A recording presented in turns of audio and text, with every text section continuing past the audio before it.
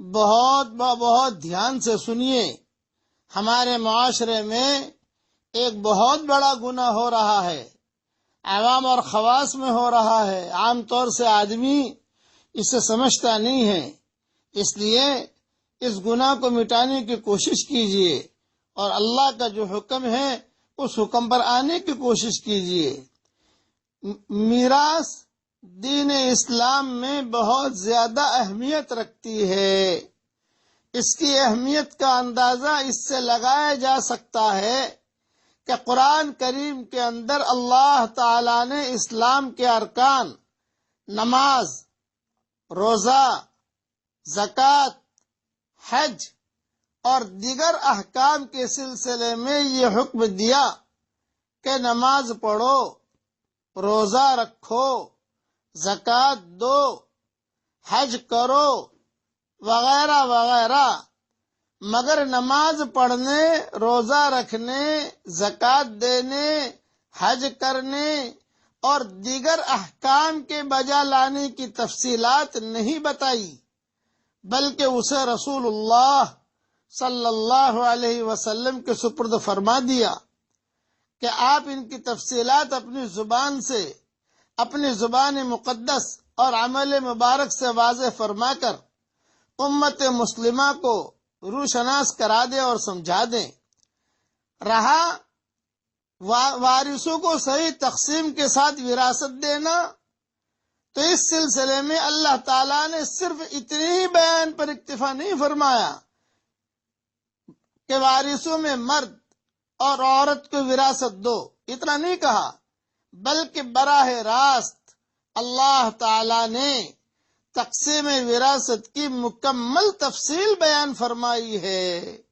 کہ کس وارث کو کب، کتنا اور کیسے حصہ دینا ہے اور نہ دینے پر کیا کیا وعیدیں ہیں۔ ان چیزوں کو جس تفصیل، تاکید، خصوصیت اور اہتمام کے ساتھ بیان فرمایا ہے، ویسے کسی اور احکام کو نہیں بیان فرمایا۔ لیکن آج اکثر مسلمانوں بلکہ اچھے دیندار گھرانوں میں جتنی کوتاہیاں، لاپرواہیاں اور غفلتیں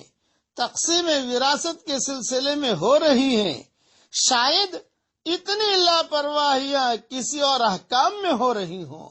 خاص طور پر یتیموں، بیواؤں اور بے زبان بیٹیوں اور بہنوں پر جو ظلم ہو رہا ہے اور ان کا حق میراث مارا جا رہا ہے، الاماد والحفیظ، بلکہ بیٹیوں اور بہنوں کے بارے میں تو صاف طور پر یہ کہہ دیا جاتا ہے کہ ان کا حق جو بنتا تھا سارا کا سارا جہیز کی شکل میں دے دیا، اب والدین کے ترکے میں ان کا کوئی حق میراث نہیں۔ یاد رکھنا، جہیز میں خرچ کرنے سے میراث کا حق ادا نہیں ہوتا۔ میراث نہ دینا ایسا ہی ہے جیسے شراب پینا، زنا کرنا، سودی کاروبار کرنا، یہ ایسا ہی گناہ ہے، یاد رکھنا۔ جبکہ جہیز کا میراث سے کوئی تعلق نہیں، چونکہ جہیز زندگی میں دیا جاتا ہے جس کا دینا ضروری بھی نہیں ہے، اور میراث مورث کے مرنے کے بعد جس کا دینا نہایت ضروری ہے۔ یہی حکم شریعت ہے۔ اسی کو سمجھ کر وارثوں کو مکمل ان کا حق میراث دیں اور مروجہ جہیز کو سرے سے ختم کریں۔ اور یاد رکھیں، اگر تقسیم وراثت میں خود کو گنہگار سمجھتے ہوئے کسی نے قرآنی قانون سے انحراف کیا تو یہ جرم اور گناہ عظیم ہے، اور اگر خدا نخواستہ قرآنی قانون اور خداوندی ضابطے سے انکار کیا تو اس سے نفرت، استہزاء اور استخفاف ہلکا سمجھنے تک نوبت پہنچ گئی تو یہ سراسر کفر ہے۔ مسلمانوں کو چاہیے کہ میراث کی تقسیم اور اس کی اہمیت کو فریضہ خداوندی سمجھیں اور سماج اور معاشرہ میں عملی طور پر اس کو نافذ کریں، تاکہ دنیا کے چند روزہ عیش و عشرت کے خاطر آخرت کی ہمیشہ ہمیش کی نعمت سے محروم نہ ہوں، عذاب جہنم اختیار کرنے، دنیا کے فائدے کے پیش نظر آخرت کو برباد کر لینے، احکم الحاکمین کو ناراض کرنے اور اس کے قہر و عذاب اور جہنم کی دہکتی ہوئی آگ پر جرأت کرنے سے مکمل محفوظ رہیں، اور ہمارے ذہنوں میں یہ بھی مستحضر رہے کہ یتیموں، بیواؤں اور بے زبان بہنوں کا، بیٹیوں کا حصہ میراث ہڑپ کر کے فائدہ اٹھائیں گے تو میرے چاند یاد رکھنا، کب تک فائدہ اٹھاؤ گے؟ جلدی ہی موت کے چنگل میں گرفتار ہو کر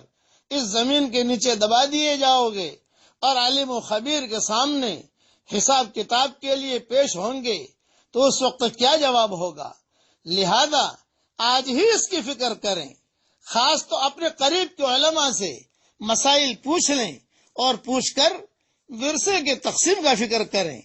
اور حضرت ابو بکر کا جب انتقال ہو رہا تھا، رو رہے تھے انتقال پر،